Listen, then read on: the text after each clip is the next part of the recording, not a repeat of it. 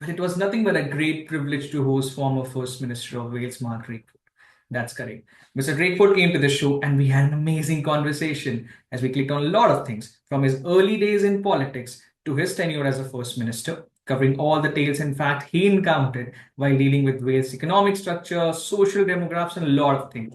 Trust me, Wales is truly a fascinating country. When I asked him about this, that how it's difficult for a lot of people who are truly championed in this thing, in the social demograph, but still faced to put all things in practical.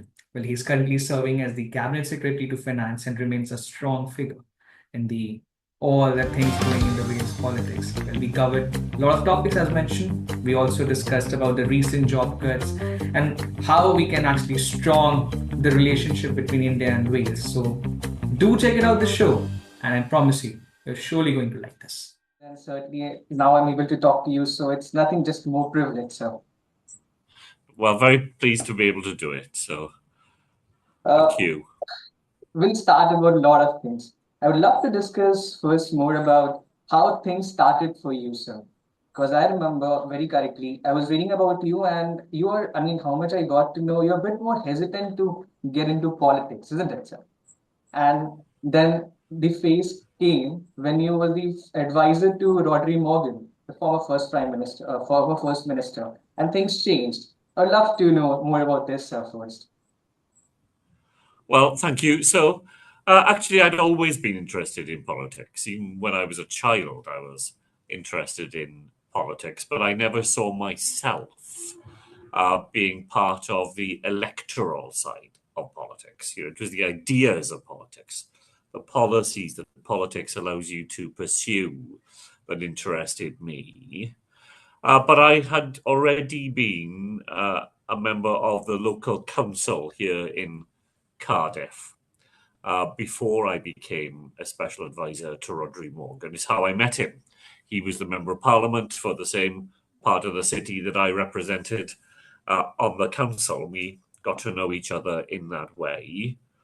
And then when he became the first minister, he asked me if I would be willing to go and work in his office. I was at that time working in the university here in Cardiff. So he wanted somebody who understood the policy world, but was able to work in the political space as well. And I did that for 10 years. And I learned an enormous amount by being alongside him because he was an enormously skillful and successful politician. And if you have the opportunities I did to be there day in, day out, watching him at work and learning from him, then that was an enormous privilege. Then Rhodri decided to retire, and I faced a choice, really. I was very happy in one way to go back to the university. I enjoyed teaching. I liked being with students. I knew that that would be an easier life in some ways in terms of the demands it makes on your time and so on. Or I could see whether I could become the Labour candidate for the constituency that Rhodri had represented, and then if I was the candidate, could I be elected, and so on. And I was very ambivalent about it. I wasn't certain that I wanted to do all of that. And in some ways, the biggest reason why I decided was that I felt I didn't want to look back in another 5 or 10 years' time and ask myself, oh, what if? What if I had done that? What would it have been like? And the way not to end up doing that is to have a go and see what happened. And it's not an easy matter to become a Labour candidate. There are lots of people who want to have that position, and it's not an easy thing to be elected. So there were many hurdles along the way of which you could have fallen at any one of them. But as it happened, I did become the candidate. I did become the Senate member for the Cardiff West constituency, and I've done it now for the best part of 15 years. Uh, I just want to know, like, I want to dig deep in your days in Cardiff a bit, right? Cardiff University, you were the lecturer. And social justice, look, sir, I believe you are the champion to the social justice part of things, right? You understand the whole demographic of Wales, correct? But for me as a outsider, what I feel is it's so much a fascinating country in many ways, right? When it comes to understanding social dilemma. Whether you see the lot of communities, lot of things, I'm assuming whatever you learned, it's certainly a bit of difficult as well to put it in the practical manner when it comes to, the social part of it. Well, you're right. When I worked at the university, I was a lecturer in social policy. Mm-hmm. And, to me, that has always been the most interesting subject to study because it teaches you about the things that you notice from the minute you get up in the morning to the minute you go to bed at night. I used to say to my students, particularly new students, when you wake up in the morning and you put on the light, you're talking about social policy because, how does electricity get organized and managed in the United Kingdom? What are the choices, the policy choices that lie behind the way in which we organize those absolutely everyday things: education, health, transport, social care, all the things that make a difference and touch your everyday life. That's the social policy agenda. So I was, very lucky to have that opportunity, and I think it prepared me in many ways for the responsibilities that the Senedd here discharges. Wales is a different country. We speak the oldest language spoken in Europe here, and our history is different. And from a social policy point of view, our class structure is different. Wales is a working class country, and that shapes our politics. So politics in Wales has always, for 150 years, preferred parties that describe themselves in our system as to the left of the political centre. So that brings with it a preference for certain policy choices that might not be chosen in other parts of the United Kingdom. But in Wales, it fits in with people's preferences, their views of how the world is best organised, and so on. And since devolution happened 25 years ago, we've had the opportunity to match the policies we pursue with those preferences. So I remember, I think when I was reading about you more, I got to know one sentence you said about that. What you see is more of a fraction, as there are a lot of things goes behind the scenes when it comes to politics. So I hope when it comes to Wales tradition and all such things, it's certainly a bit like I remember I was reading about you and got to know how you are actually against of conservative thoughts of politics, right? Conservative in UK, which they did. Is it is it true, sir? Like how do you see like how the change came now? What's your reaction now, sir, when it comes to the Labour Party right now in the UK as well? How do you see, sir? Uh, Well, I am, of course, absolutely delighted that there is a Labour government at the UK level. We waited 14 very long years to have the chance to have a partnership between Labour in power in Wales and Labour in power in Westminster. I've always said during the time that I was the First Minister that I was extremely lucky. I was a Labour First Minister in a Labour country. Whereas the leader of the Labour Party at a UK level has to appeal to a much wider set of interests and perspectives. So he has a much harder job to do than Labour politicians in Wales have. And that will mean from time to time that the solutions that we apply in Wales will be different to the ones that will be chosen by a Labour government in the United Kingdom. But that is the point of devolution. That is why we have a parliament here in Wales, to allow us to develop the solutions that we think fit best with our circumstances And if that leads us in a different direction to our colleagues in London, which from time to time it will, that's a healthy sign. That's a healthy sign of the way that a modern democracy can function. The trade relations with India, because this is something which I would love to dissect in three ways. India and UK are really much tried in the past also about the how trade relations should go, right? Do you think in that setup, when these sort of things were going on with the UK and India, it affects UK, Wales as well, because Wales have a lot of Indian diaspora community, right? I think if I'm not wrong, you also started initiative Wales in India, right? Which is somehow, I would love to know, do you see whatever happened with the India-UK trade relations? You feel that Wales also got sidelined by the Westminsters? No, that wouldn't be my starting point. We had lots of discussion in the run-up to the Wales in India year as to how a country of only 3 million people could possibly have a relationship with a country the size and scale of India. And if you are a small nation, you have to find a niche, really. You have to find that spot where you can have some sort of productive relationship. And I am really pleased at the way the Wales in India year developed. We have the most fantastic Indian diaspora living and working here in Wales, and particularly in Cardiff, which is our largest and most multicultural city. And what we decided to do was to try to focus our interest in 2 or 3 areas where we could make a difference. So sport has been one.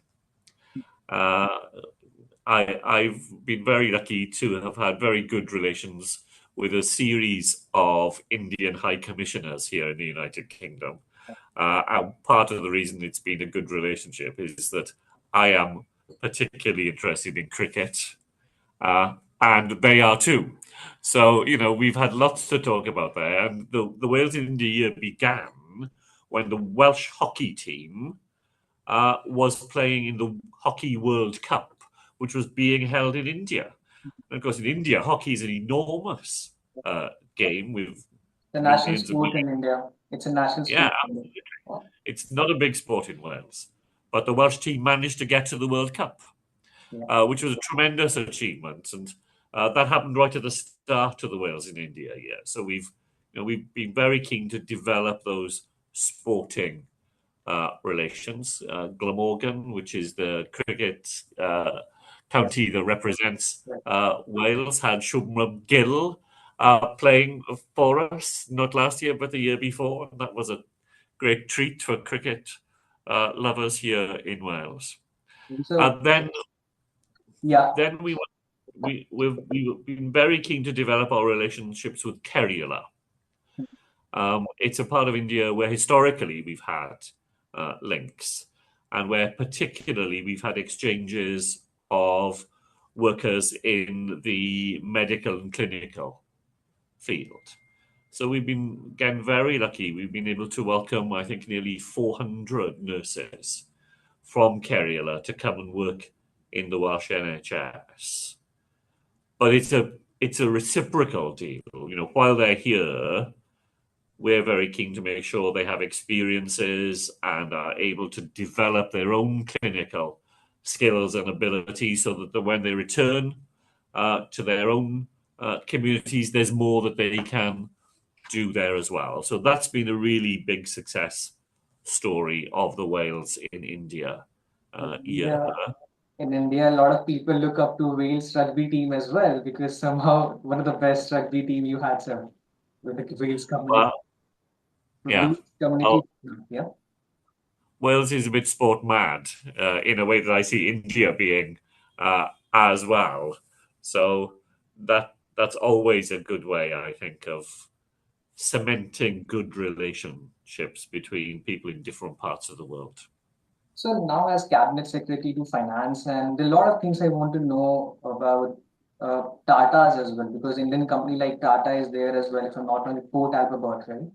And where they have they have 2 blast furnaces, and they actually closed down one, if I'm not wrong, right? And when I researched about this and got to know this is the reason is behind the transition to the greenery setup, right? Greenery steel making and all sort of things. How do you see the labors or all the employees? It could be Indian employees or it could be the Welsh employees, right?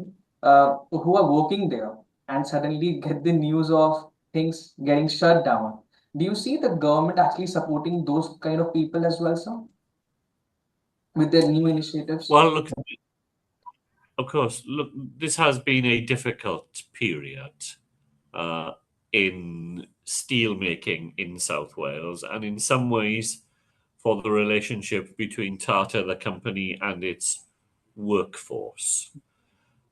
Tata is a long-term investor in South Wales, and for many, many years had very good relationships between the company and the trade unions and the workforce. And I think there is a recognition amongst part of the workforce that green steel making will secure the long-term future of jobs at that site.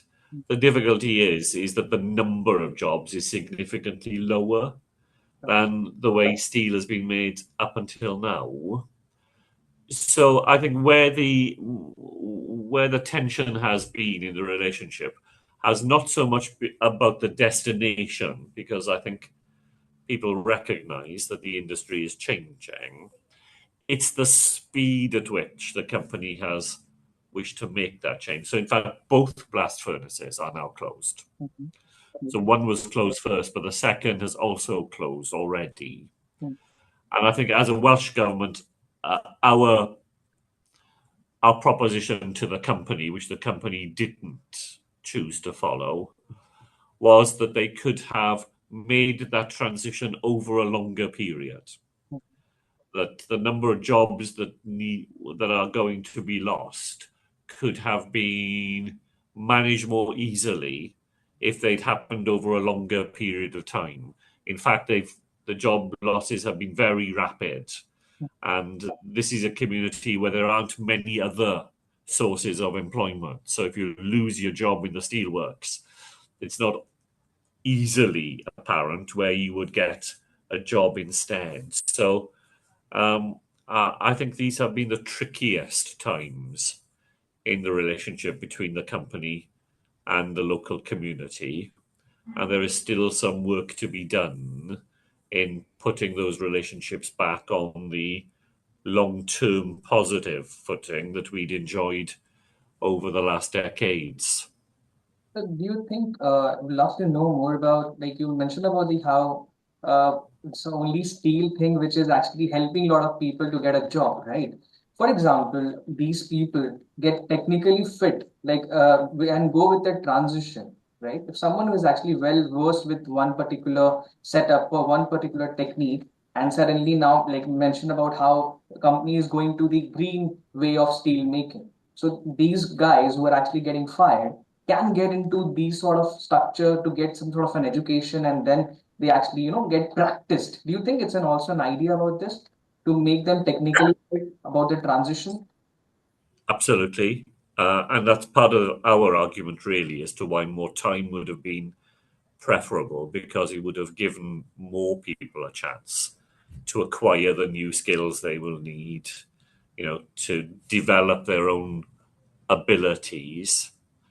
Um, and these things impact differently upon people depending on what stage they are in their own working careers. If you're coming towards the end Yeah, yeah. of your working life, then that's one pathway for you. And the company has been, to be fair, the company has been relatively generous in the packages of support it has offered to people who are leaving the industry and probably no longer looking for full-time work of that sort. But if you're a young man, if you're in your 20s and you've only just started your working career, then of course what you want to do is to have an opportunity to acquire the skills that will allow you to compete for a job in the new way of steelmaking.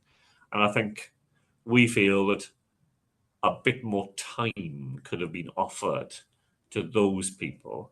But they will still, there still are opportunities we will work with the company to make sure that there are training chances and ways in which people can prepare for the new world, because the new world will offer still a significant number of jobs that will be secure for the future. Last two questions, because obviously you understand finance really well now, and you've got to know more about how all the regulatories work, how things work, right?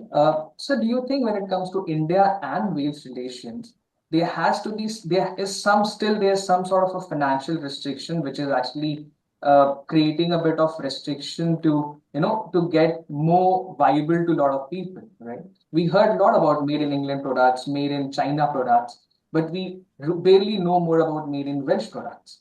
How do you see, sir? Do you think there's some restriction still? I mean, in your tenure, you felt that? Yeah.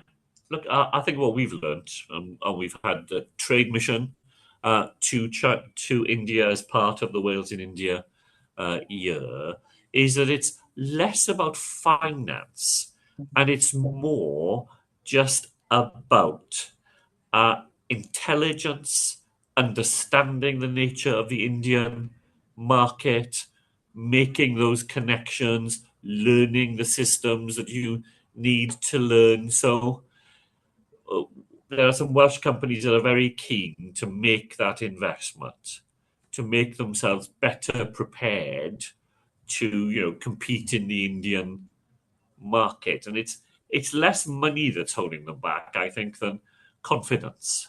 It's about feeling that you know the place you're going to be working in, that you've got a secure sense of how things work in India so that you can, advertise your business, look for work and so on. And, that's why taking a trade delegation was so important, because it allowed the people who are part of it to learn on the spot the things that help them to be successful competitors in that enormous market that India represents.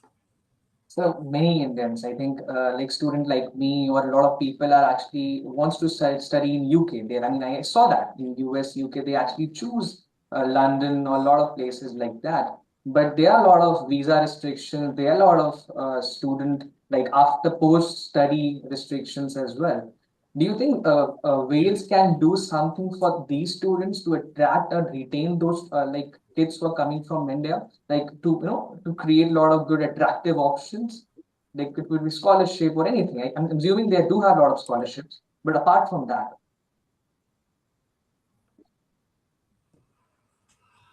Look, Welsh universities have done really well in recent years in increasing the number of students who come from India to study here in Wales. And we're really committed to that, because we know not only do those young people get a very good experience and education in Wales, but when they go back to the places they come from, they are our best ambassadors, because they tell everybody, other people who've never heard of Wales, of what Wales is like and the experience they've had here. Sadly, all of this has become caught up in more recent times in the more toxic debate there has been in the United Kingdom about the number of people who come from overseas to settle here and so on. We have a new government. It's had lots of things it's needed to deal with in its early months. It is going to spend some time looking at the way in which higher education is organised in the United Kingdom. I hope that as part of that, some of those barriers to young people coming to study in Wales will be removed, and that we can go on having that reciprocal relationship in which young people from India who are looking for a place where they know they will be welcome, where they know that the quality of the education that they will receive will be as good as you can get, and that they will have a wider experience. It's not just studying; it's understanding the culture understanding the community you're in. We've had an annual Diwali event here in Cardiff, and one of the great things for me has been is that at that event, a delegation of Indian students from all our universities come to the event, and I've been able to meet with them and just hear their huge enthusiasm for being in Wales. And as I say, it's wider than the education experience.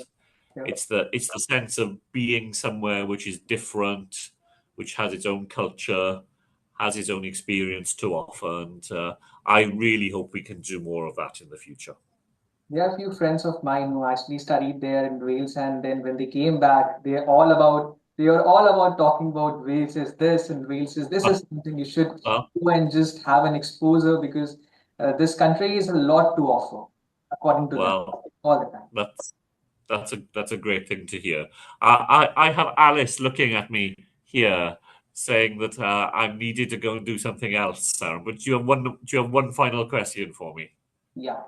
Just the last question is more about you mentioned about how Kerala, and you're looking forward to make a collaboration with them for the medical purposes and things. So you're always being vocal about NHS funding, isn't it? In the past as well and now as well. Do you see how India, like what sort of a medical, like it could be anything. It could be creating an affordable healthcare for them.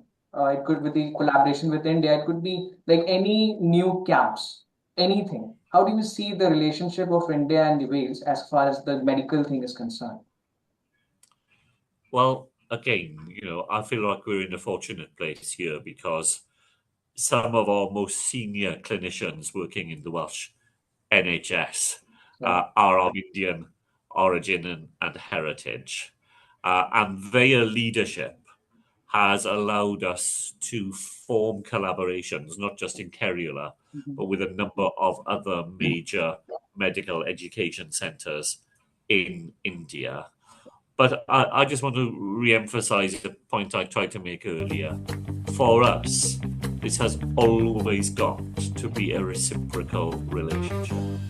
If we are able to attract people to come and work in our NHS, it has to be on the basis that as well as us benefiting from that, we're giving something in return.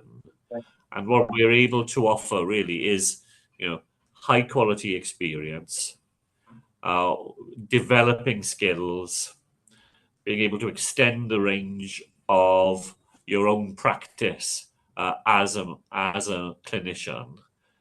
And so I'm very alert, and the Welsh Government is very alert to the accusations which may have rightly been there in the past, that countries like the United Kingdom has exploited its relationship with other parts of the world to our advantage. Well, we are very determined to avoid that. We're very keen to have these relationships, but we're very keen that they work both ways, that they are good for people who come to us, as well as being good for the NHS. That's a great point. It's a privilege talking to you and discussing a lot of fascinating things. I know. Yeah, no, thank you. It's just a short time, but still, I'm glad that you came for the show. Enjoyed it very much.